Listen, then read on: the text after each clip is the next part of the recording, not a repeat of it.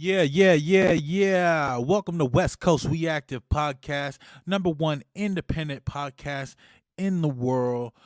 I need you to go to westcoastreactive.com, number one independent website in the world. Why, you ask? Because it's me, Big Silencer, DJ Heavenly, Jaron Draws, and the whole family. Tune in, stay active, don't miss out, get some merch, freshen up. Summertime's coming. We need to stay busy. Much love to y'all. Hit the subscribe button, like, share, do all that good stuff, and get at me.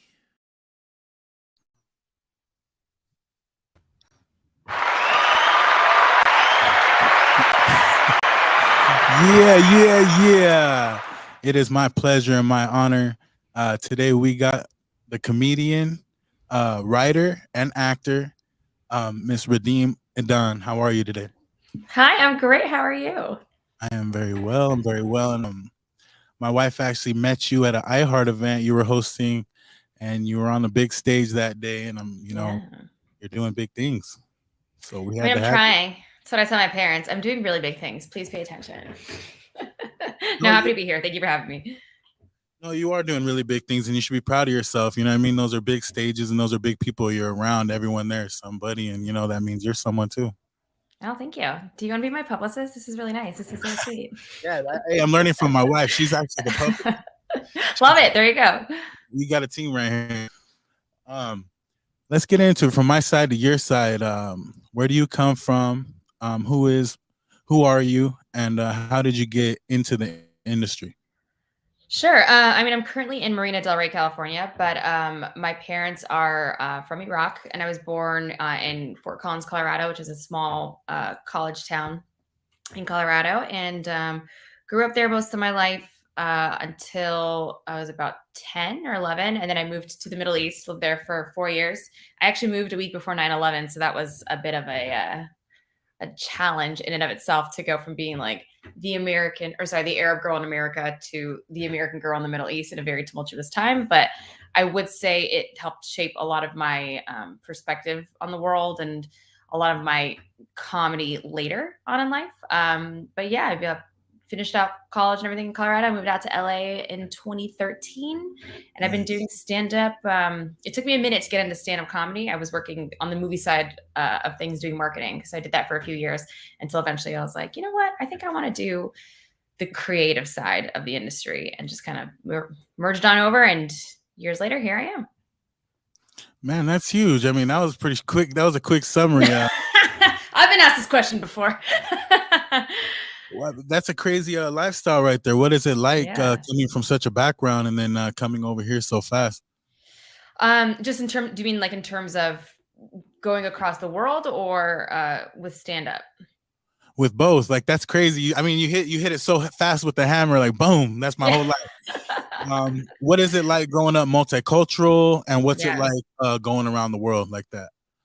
I think, growing up, the first 10 years of my life, it didn't really matter that I was different. Like, I was very aware that I was different. There wasn't a lot of diversity in the town that I grew up in. I knew that I was different because I was Muslim and because my parents were Iraqi. Like, they told me those things, and no one else really looked like me, and I got it. But it didn't really matter until, a post 9/11 world. That's when I started getting like really aware of things. And in fact, when I moved back from the Middle East in 2005, I want to say, it was like a very terrifying time because I was gone for 4 years, and suddenly like I came back to a very changed America. So suddenly it mattered. Suddenly, like, that was a topic of conversation. And, even with my stand-up comedy, I feel like, or my comedy sensibilities in general, a lot of it was like an offense defense strategy, because, that was my only way to connect with kids on both sides of the world and let them know that I'm not whatever stereotype you have in your head. And comedy was my only way to do that and to help change perspectives and, shatter stereotypes. As stereotypical as that sounds, like, it really was a way for me to kind of, make fun of whatever perception people had and try to change it.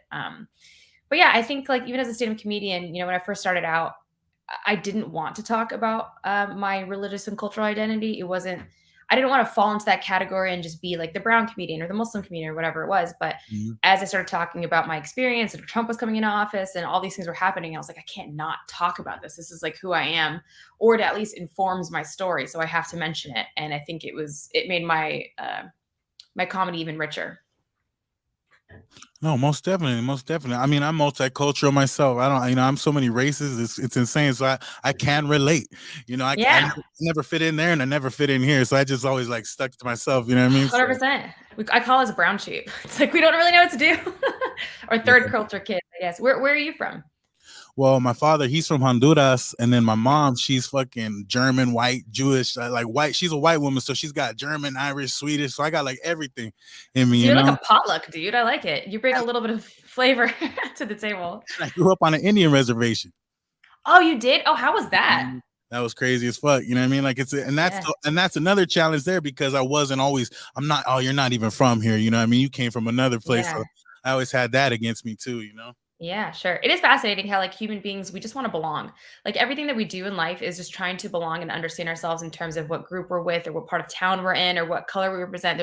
It's just this innate yearning for us to be a part of something, whether or not we want to, like, truly relate to it. Because, right, you could be a part of identity group and be like, yeah, but that's not me. It gives you a sense of, like, purpose almost. But when you feel like you don't belong, I think it kind of takes you out of it for a minute. And then it's interesting that you ended up doing this because I find a lot of like third culture kids or kids who feel like they were the outsiders. We're the ones who can kind of look at all these other groups and talk to people about it and have like a deeper understanding of what that means and curiosity. Right. And that's why I thank God for hip hop. I also do music and run music studios and all that. So like I love like We're multi hyphenates. We got to do it. We have to figure out some way to survive. yeah, that's why I'm glad your talent outshines all the all the stereotypical crazy minds out there. And I love your comedy because you have you're not even worried about the cancel culture. You speak your mind freely. You talk your shit. I like that. That's what it's about. Thank you. I mean, I make it seem that way. There are still things that like I have to be aware of as like a Muslim Arab, person who performs in the Middle East, person whose parents follow me on Instagram. Like it seems like I'm just willy-nilly, whatever, let's talk about it. And I do to a certain extent, but right now that's something I'm actually trying to work through personally is what is it that I want to say as an artist and what am I trying to contribute to the conversation, as somebody from all these personal groups, even though it might make people angry or make my parents question me or make da da da da da. That's something I'm trying to evolve through right now as an artist.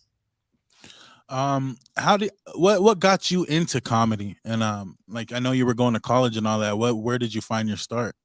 Yeah. I mean, I was always a funny kid. Like growing up, from day one, I was doing accents. Like whenever telemarketers would call our house back in the day, my parents would hand me the phone, and I would just like talk in accents and put on stories and charades and stuff.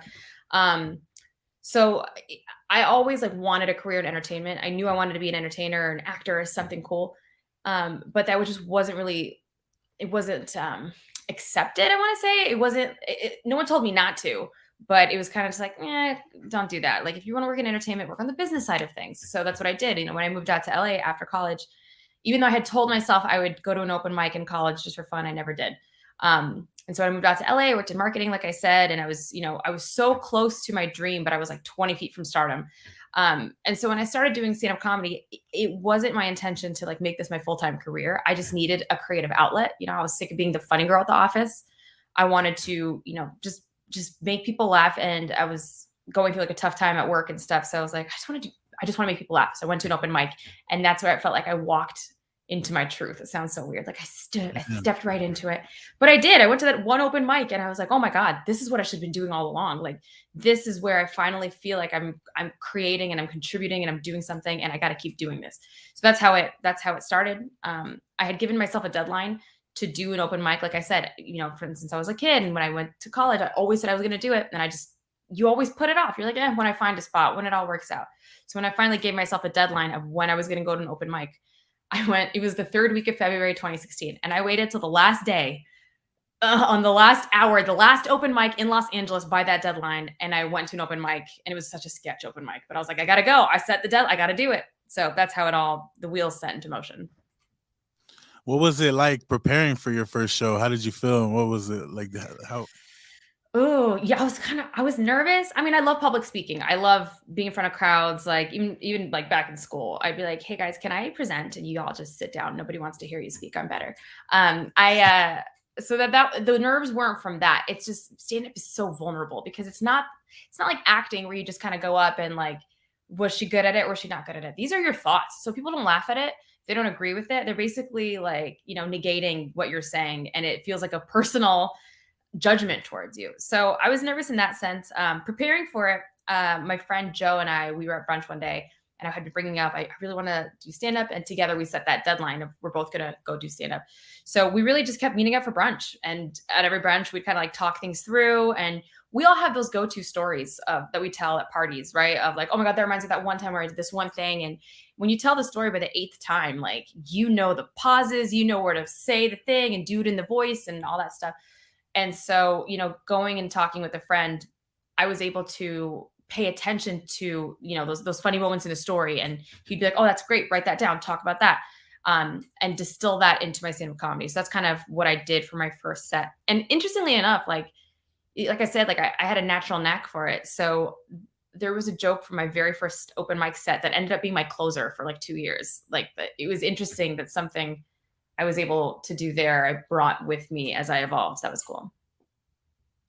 Yeah, and evolving what it's all about. How do you feel about writing your sketches and doing stand up? What do you prefer doing? Like, do you prefer doing these reels that everyone's doing right now and just posting on Instagram, or do you actually have a love for stand up?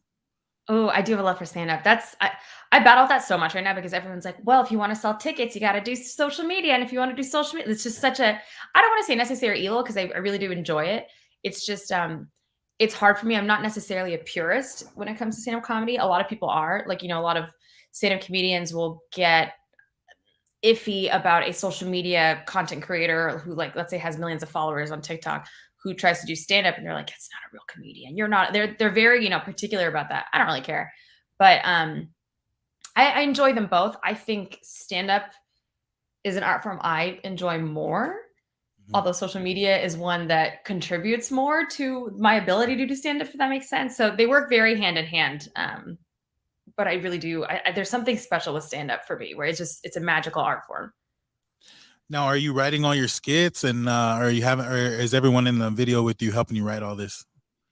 It depends. Sometimes people co-write. Most of the time, like 95% of the time, I'm writing it, unless it's somebody else in the video with me that we might like collaborate and like I'll have an idea, bring it up, they'll punch it up, they'll do it in their voice or we'll improv it together. So it really just depends on whose idea it is to make the video. But in terms of my own stand-up comedy, I write it all. Although I will say, like, sometimes you'll be in a group of comedians and you'll tell a story, not intending for it to be stand-up, but someone's like, "Oh my God, that's hilarious. Write this down." And then they might add like a tag or add, mention this. So stand up is a lot more collaborative than people realize. Yeah, most definitely. How do you deal with a hackler? Like, I always see people dealing with hacklers in the crowd, someone bugging and stuff like that. How do you deal with that? Have you ever had one? Oh, I haven't really had like a traditional heckler, like the ones that you see where they're like mean and stuff. Most of my hecklers think they're helping. Like they'll think they're being funny or they're like, "That's great." And I'm like, if you're enjoying it, you just show me with laughter. Don't talk. So I'm good at shutting people down. But luckily, knock on wood, I haven't dealt with like the crazy hecklers. One time I used to have this joke where I'd set it up and I was like, my parents are with everything going on in the news, my parents are considering shipping me back to Iraq. And this one guy was like, "Yeah, good, all right." And I was like, "Oh, okay." That was the worst it got. He had like a veteran hat on and stuff. He's like 80. I was like, "Yeah, we'll let you take that one." But yeah, you just kind of like you acknowledge it. You either you can ignore it and get through it, or you kind of acknowledge them and just outwit them and say something to shut them up so they don't continue. Most definitely. I can't stand people like that. I don't understand why they would even go to a comedy show and even like try to start some drama. Yeah, well, they get drunk. That's the thing. You get drunk, and then they forget with all these like Netflix culture. They forget that they're not behind a screen. So they're like, "That's amazing," or they'll like drink and talk and whatever, and you're like, "This is a live interaction." So you think Netflix started that trend? I think the culture of being at home the last couple of years has heightened it. I don't think they necessarily started that trend, but I think like because we're so used to seeing specials on TV now that we forget that we're in a live audience situation and that like, if you're basically contributing to the atmosphere, so you could sway a show one way or another. I agree with you. I think the whole world went crazy. I don't know what the hell is everyone. No one like no. I don't think anyone understands comedy anymore. I feel like no one could take a joke. Yeah, I mean, it really depends because some people do and some people don't, and it's usually the ones that don't that have the loudest mouths about it. So, I mean, well, you're entitled to feel however you want to feel about it, but you can't stop someone. Most definitely, most definitely. Well, don't ever give up on your dreams and keep doing it. You're great Thank at you. what you do.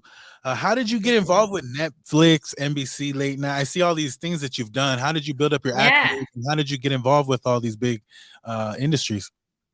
Well, I applied. That's what I did. Well, That's because what's up. stand-up works right? Stand-up works very hand in hand with writing. So, you can be you're essentially writing jokes as a stand-up comedian. And like I said, my background's in marketing. So sometimes like when I work for people, I'm blending the two together. So, with Netflix, I was actually I was a synopsis writer. So, when you're like browsing Netflix, you're trying to find something to watch, like a movie or TV show. Oftentimes I was writing the little blurbs that you see to help you choose what to watch. And then Oh, dope. um, yeah, so like some of my gigs are kind of like freelance writing gigs. Like right now, I write jokes and memes for Tom and Jerry Twitter, and I write jokes for Scooby Doo Twitter and social media, and for Looney Tunes. So that's an interesting thing where it's like I'm writing jokes, What? right? It's cool. Um, so it's like that's an interesting thing because it's like you're a comedian and a comedy writer, but at the same time, like this is for marketing essentially, right? So it just kind of evolved, like me working with my network and my contacts, putting out good material, and then people notice your work from there, and you kind of like network. And then the NBC thing, it was this cool program I did, where basically NBC every year like takes a group of comedy writers and like they help you break into like late night television writing. So they like teach you how to write for late night and like the Tonight Show and stuff like that. So really, it was just like consuming comedy content and writing it yourself. People think that they can be good at comedy, and you can be, like being the funny guy in the group. We all have the funny friend and they're not necessarily comedians, but it takes a little bit extra strategy to sit there and write a joke yourself that could work for late night. But once you get the formula, um, it's not too hard. Damn. Your true passion is writing. I think so. I think I started to notice that recently. I really love performing, but I think a lot of my stylistic signature is I write witty, sarcastic, edgy in a like above the line edgy way because I do like these shows like college shows or whatever where I have to be clean and can't curse and stuff. So I don't necessarily talk about anything blue or dirty, um, but I do enjoy writing like smart material. But I also enjoy performing it. I don't know, but I've recently realized that like writing is something that's very important to me because it's something I'm good at, and your girl's smart, so I can't handle dumb comedy. and I try to like put my best foot forward in that sense. No, that's the best way to go. You got to stay ahead of the game. And I think a lot of like it's like mid right now. Like I think kids right now are like they ain't got enough time. So you're trying to aim for like the 22, 25 to like the mid 30 age right now. Yeah, Or yeah, yeah. you know what I mean? You want to hit them real hard. So social media is great for that actually.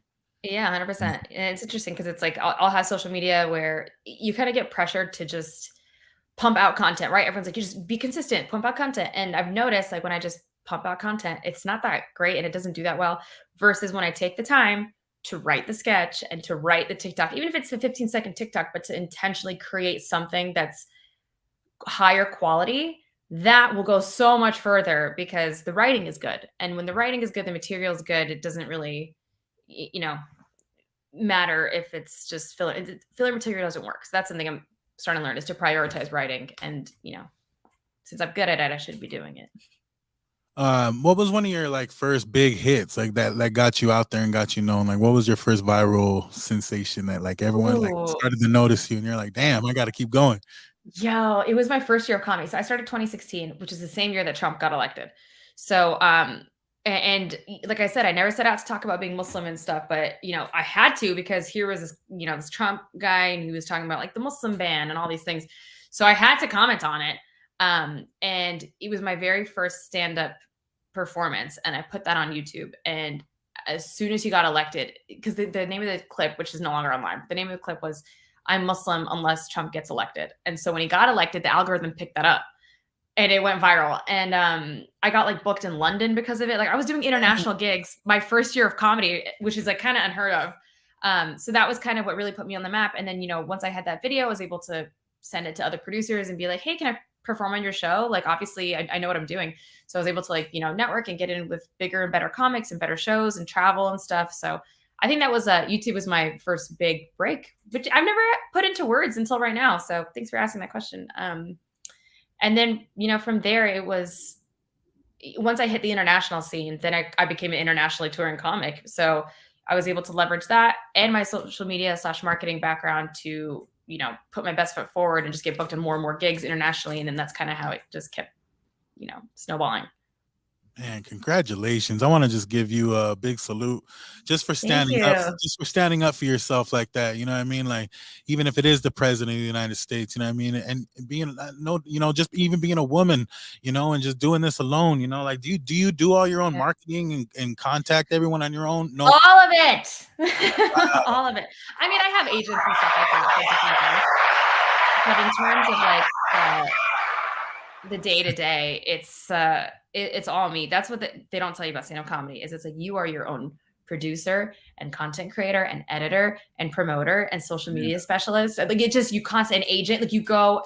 That's like a huge misconception too. Is like once you get a big Hollywood agent, you're just gonna get all these gigs. It's like no, you still got to network and you still got to go out there and meet comedians and like send your reel and all these things. You're still hustling no matter I'm sure when you get to a certain level, that's kind of when it stops. But even then, you're still going out to these open mics. Like it's a one woman shop, I should say. Yeah, it's intense. Congratulations, and that's amazing. Like I look for stories like this. This is what I live for. People putting Thank you. that foot forward, and you're out here living your dreams. And I like people to talk on their accolades because it's important to build that portfolio and to get it out. Look, that thing got you around the world. Yeah. What was it like actually getting over to London for your first time and being like, It was so cool. Yeah, it was wild. I was really nervous too because I was performing to like 2,000 people, and I was like, that's like when the imposter syndrome kicks in. But at that point, it wasn't syndrome. I was like, I'm not ready for this, but you got to be ready for it.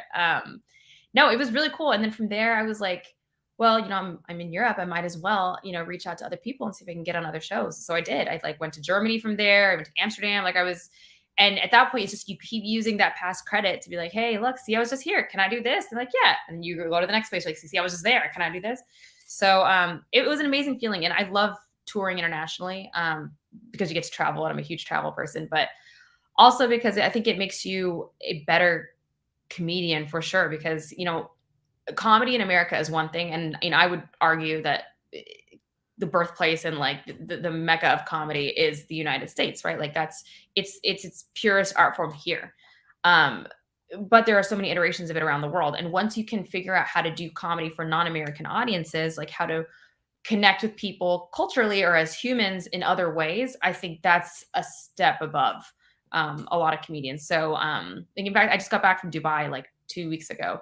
I was wow. doing the Dubai Comedy Festival. It's my second time doing it too. So it's interesting too, as an Arab American woman, like, performing for American audiences and you talking about like my Arab side and my Muslim side and in a way that's like palatable for people that they can like learn without, being hit over the head with education and knowledge and all that. But, take the flip side of it, mind you, having mentioned I lived in the Middle East and I've experienced, that whole thing as a kid to come back 15 years later and be performing and talking about my perspectives and how they shifted because of my life now, in Hollywood and whatnot. It's interesting and it's very satisfying. And I think it's also a very important role to play. I recently, when I was in Dubai, I met another Iraqi girl and she came up to me after a show and she's like, I just hope you know how important this moment is for me. And she made me cry. She was like, I'm a huge comedy fan. I've been a comedy fan for years. I watch all the specials, like, et cetera, et cetera. And I never in a million years imagined that there would be like an Arab Muslim woman, let alone another Iraqi woman on stage in Hollywood doing her thing, talking about things that I understand and whatnot. So that was like such a full circle. I just got goosebumps, like such a full circle moment for someone to be like, dude, like this is important for us as, people to have somebody in the arts representing us. Not that I'm the only one or like I'm the savior or anything. There's a lot more Iraqi, Arab, Muslim comics now. And not that I even paved the way for anyone. It's just, I started doing my own thing, and now we all are doing our own thing, and it's cool that people are appreciating that around the world. Man, you're so humble. You are paving the way. You are actually trying to step front. You know what I Well, mean? there was Like, others who paved the way for me too. Like there's been Arab comics and Muslim comics doing this for a minute. Like you had the Axis of Evil guys, you had like Maior, you had all these people who are just now, like Maior is, just did his second Netflix special and whatnot. And I actually got to open for him recently, and like he was talking about he's been doing this for 20 years and just started getting his moment a few years ago. So I wouldn't have known that. I would have been like, it was me. I paved the way. But then I was humbled to realize, like, no, they've been doing this. Like those guys, like who actually started doing comedy around 9/11 and around that, like had they not done that, I wouldn't be able to do what I'm doing today. And I hope that's like, the door I help open for others too. yeah, salute to you for all that. That's a crazy story right there. You gave me the damn show. That's crazy. What was it like opening up in Dubai for your first time? I know this is your second time around. What was Yeah. it like actually going over there for your first time?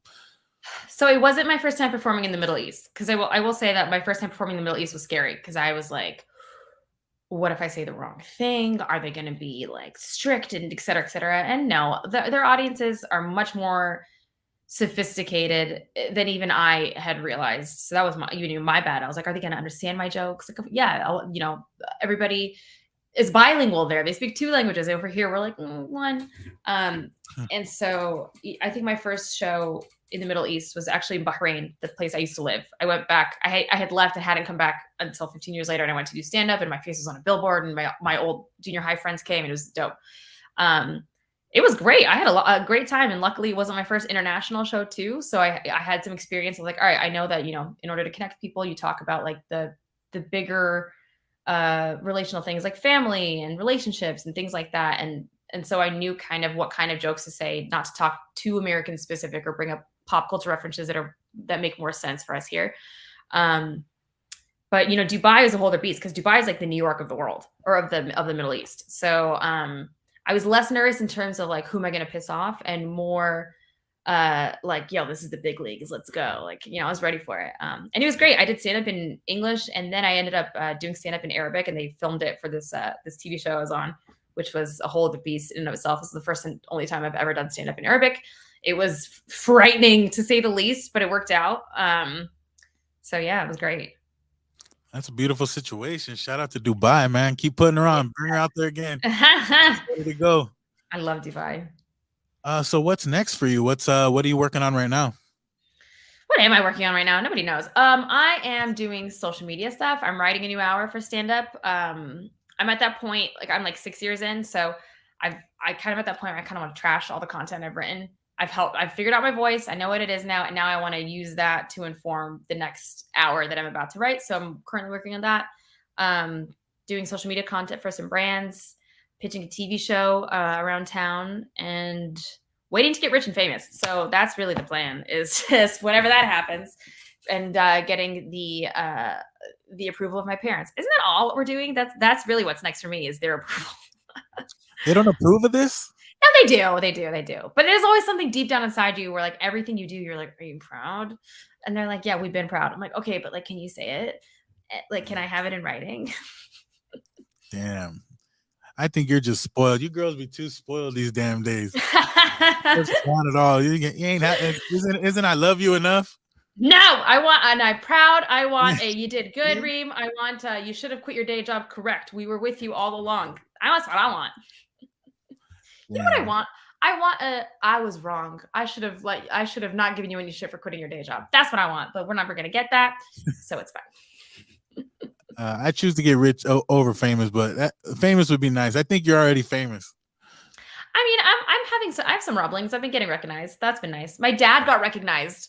My dad is in a lot of my TikTok videos, and he got recognized at a graduation party, not even in the same state that he lived in. And the funny part is, the reason he was so honored to be recognized was because the person who recognized him was a doctor. And I was like, wow, that's the closest you're ever going to get to having a doctor in the family. Is like someone, he was like, cannot believe a doctor would recognize me. And I was like, okay, no disrespect to doctors, but that's not that big of a deal. Man, he's gonna make his own doctor. You're gonna go over to his house. He's gonna have a big plaque on his wall. Yeah, he's like, maybe one day this will be you. I'm like, but I'm already okay. No, you're doing big things. You're doing big things. You mind if I show off your website a little bit? Oh, sure. All right, let me get in here. We gotta update this website, but yeah, show it off. If you need it updated, hit up Heavenly. She knows how to run websites and all that stuff. All right, all right. Yeah. You can tell how old the website is based on how short my hair is in the picture. Like my hair is a lot longer. All right, so it basically explains who she is. She's an Iraqi American comedian, writer, actress, and digital content creator known for her unique brand of Muslim and Nile humor. She has performed at venues and colleges across U.S., Europe, and Japan and Middle East, and opened for comics including Eliza Schlesinger and Eliza Arsenio. Schlesinger. Yeah. How do you say it? Eliza Schlesinger. That's dope. And Arsenio Hall, what was that like? They're both awesome. Arsenio is great. It's really cool to be able to like open for people that you've like known before you were a comedian, like that you've respected their work and stuff. So it's such a eye-opening experience to be like, oh, here I am, like performing before you. I was on a show with Jay Leno last year. Like, there's a lot of these moments where you're like, yo, if I got to tell my 10-year-old self this, like, I was like a chubby kid and like, I didn't get hugely bullied, but there were some comments made. But it's like, I knew what my dream was all along, and I didn't follow it until, like I said, 2016 or whatever. And to just like have these moments, and you have so many of them, but like there's specific moments where like, if only I knew then what I know now. And like, there's people whose careers are markers of success, and you're like, wow, I even got to rub elbows with them. That's insane. So it was really cool. It was a great experience. Oh, that's a huge experience. And ain't nothing wrong with being a little chubby. Yeah, I know, right? No, it's great. Reem is an alumni of the 2020 NBC Late Night Writing Workshop, the MGM Writing Program. What is the MGM Writing Pro? Is that the casino MGM? Yes, no. It was a writing program. They like took one of my scripts and like helped me develop it to potentially be optioned by MGM. So that was cool. I've had a lot of moments where I'm like, okay, we're getting some recognition by like big companies. This is dope. That's dope. 2-time scholarship recipient at the Groundlings. Mm-hmm. What is the Groundlings? It's an improv school. So there's like UCB, and then there's the Groundlings. Those are two of the main ones. There's Second City. So it's like an improv writing and performing school in Los Angeles. Man, how long did that take to accomplish? Not that long, like 2 years. Well, they have like a huge track. I did not complete the full track. They're huge. Their track's like a 7-year thing. But I was like, I teetered with that, between that and like stand-up comedy, and then I kind of fell more into stand-up comedy. But to be honest with you, the pandemic happened right as I got my second scholarship. So it kind of put that whole thing on hold for me. So it's been a minute. Gotta get back in. 2 scholarships is amazing. Congratulations. Yeah, thank you. Notable awards include winner of the Thematic 2019 Comedy Screenplay Awards, winner of the 2020 Create the Writers Room, and being named one Bustle's 5 Muslim women comedian to get you through social distancing. You know what's amazing is I'm a writer, and I have like 6 typos in this paragraph on my website. How did I let this happen? I'm like reading them right now. Like, how did I? How long is he gonna stay on this part right here now? I've been hacked. Somebody did this to me. Oh my God. I gotta update my website, man. This is a great opportunity to remember that. No, most definitely. See, we getting you ahead of the game. People are gonna be looking for your website.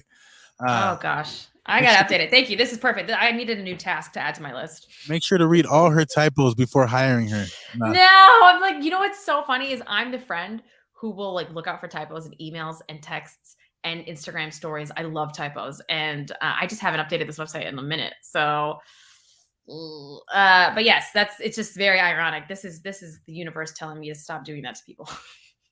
No, most definitely. That's dope as hell. At least you got a website, and you're staying organized and you're staying busy. Yeah. Nothing wrong with a little bit of spell checks from time to time. Yeah, it's a little bit. See, she does these sketches here. I watched all your sketches. They're very funny, and you do great work here. Which one do you mind me showing? Ooh, you can do whichever one. I like the one with the purple one that was with Elizabeth Banks for Pitch Perfect 3, the movie. That's a cool one. I got to like work with her and write this little rap I did. That was a minute ago though. Oh shit, busted flows. All right, let's get into it real quick.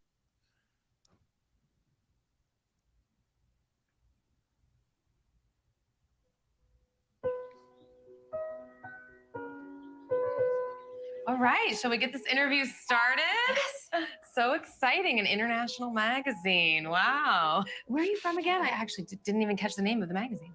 Oh, right. It's called لا يوجد مجلة وأنا ليس صحفية فقط أردت أن أقابلك. Anyway, before we get started, my family sent over a few gifts. Here's some hummus. Wow. Don't worry, it's gluten-free. Oh, but you can't forget the pita bread. Oh, that has gluten. And from my third cousins, Abdulaziz and Khalid. I hope you like lentil. You know, I'm actually a little gassy when it comes to lentils. You know, it's an insult in my culture to not accept gifts. Yeah, I'll just sleep alone tonight. So I love lentils. Awesome. So I guess you'll want to start with like some personal questions. What do you mean? For the interview? Oh, Yeah. right. Oh, yeah. Okay. Is English your first language? And only language. Okay, yeah. Let's write that down. Are you a Virgo?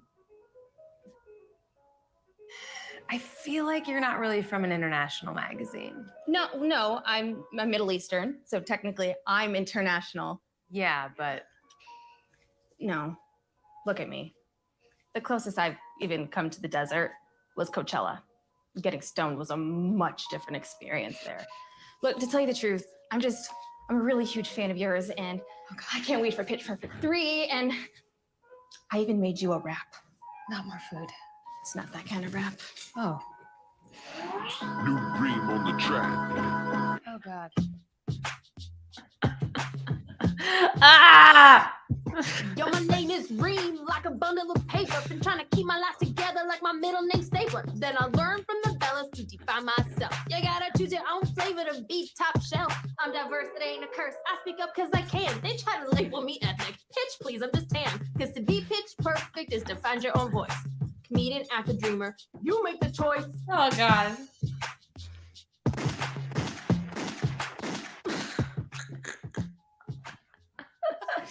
Wow. I definitely need a better publicist. You got dessert? Akabaklava. Oh, hand it over. All right. All right. Now get out of my house. Yep. Just right out the door. Yep. I'm keeping the pot. There it is. That was to promote the movie Pitch Perfect 3, which Elizabeth Banks directed and I think was in as well. Man, that was so dope. You got that up. You got that Saturday Night Live comedy right there. That is a dream of mine to be on SNL. So yeah, I wrote that rap. I'm not a rapper. I don't sing. I don't even sing in the shower. But I did for that. I'm gonna have to get you on my next record. I'll drop a beat. I'll do it. You were busting right there. That was funny as shit. That's so funny. Thank you. It was cool. It was cool to do something with Elizabeth Banks that was like on the Universal lot that we filmed it. That house was one of the Desperate Housewives houses. So that was cool. That's huge right there. Wow. Congratulations. Yeah. Thank you. I mean, that was like 5 years ago. Or was it 4? I don't know what year it is, to be honest. Is it 2020? Who knows? But yeah, that was like one of my favorite, sketches to do. So have you been doing those recently? Anything like that? I've been doing stuff on TikTok. TikTok's where it's at, huh? TikTok's where it's at right now. Even like with stuff I do, like I did something with TBS for the show Chad, which was Nassim Pedrad. She was on SNL. She did this show where she is basically a 14-year-old boy version of herself living life as like a Persian American. And I did like a TikTok thing with them. So it's like little things. Like TikTok is really more where it's at these days versus web series or sketches and stuff like that. So I do a lot of stuff, but none of it's coming to mind. No, most definitely. We need to pitch all those acts to Saturday Night Live. We need to get you up in there because that's where you belong. You're up there in the spotlight. Yeah. You're funny. I would love that. You should be up there with the top comedians. I would love that. I mean, listen, I don't think they have an Arab Muslim person on Saturday Night Live right now, to my knowledge. So I'll fill the shoes. Right. There isn't no Muslim actors like that. She'd be the top one right now. No, well, we need to push that. Let's all get some t-shirts and we'll go out there and stand out in front of Saturday Night Live. We'll go to New York, wherever they're at. We're going to picket them. All right. So I don't want to hold you up all night. You have any shout outs you want to give? Just my dad for believing in my comedy career, kind of. Now, you know what? No, shout out to you guys for putting this on. This is great. Thank you for having me on the show. Giving shout outs in terms of like what to look out for in my comedy. Just follow me on TikTok and Instagram at Reem Edan, Reemedan. I put all my sketches and stand-up clips and stuff there. And, you know, I have my shows on there and whatnot. So come out to see a show if you're in LA, or I tour around too. No, most definitely. I'll be at your next show. I appreciate you for getting on today, and I'll be course. supporting you from now on. I didn't know nothing about you. Like, my lady came back from that iHeart show. She's all like, I met this comedian. She's so funny, and she was so down to earth. I was like, you know, let's rock with her. Oh, I love that. Thank you. No, this was great. It was great meeting her. It was great talking to you. I'm happy that we were able to do this. Yes, most definitely. So, blessings to you, and I hope your career is prosperous, and I hope you keep rising. You're a shining star. Yes. You're funny as F. Don't stop. Oh, thank you so much. I appreciate it. And you guys too. Keep doing this. This is great. Thanks for having a platform for artists to come on. Yeah, most definitely. If you want anybody to get on here, if you have anything you're promoting, let me know. We'll get on here and rush it real quick for you. Thank you. Thank you. All right. Take care of yourself. You too. Bye. Good night. You too.